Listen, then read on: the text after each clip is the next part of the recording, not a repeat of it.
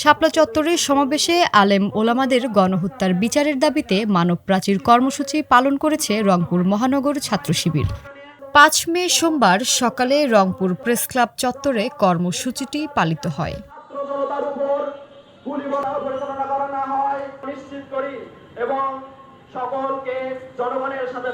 এ সময় শিবির নেতৃবৃন্দ বলেন, ২০১৩ সালের ৫ মে সেই গণহত্যা যারা চালিয়েছে তাদের বিরুদ্ধে কমিশন গঠন করে তদন্ত করে বিচারের আওতায় আনতে হবে।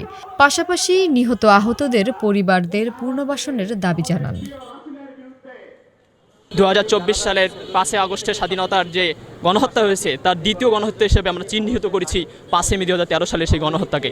আমরা জানি যে সেখানে কতজন আলেম মারা গিয়েছে আমরা জানি না, কিন্তু আমরা সরকারি রিপোর্ট অনুযায়ী ৬১ জন, কেউ কেউ বলছে ৩০০ জনের মতো মানুষকে গণহত্যা করা হয়েছে। আমরা এখানে দাঁড়িয়েছি আজকে যাতে ৫ মে ২০১৩ সালের গণহত্যার একটি তদন্ত কমিটি গঠন করে তাদের দৃশ্যমান ফাঁসির শাস্তি আমরা দাবি করছি। জুলাই গণঅভ্যুত্থানের ৯ মাস পেরিয়ে গেলেও আমরা দেখতে পাচ্ছি যে এই হত্যাকাণ্ডের, এই গণহত্যার কোনো সুষ্ঠু তদন্ত কমিশন গঠন করা হয় নাই।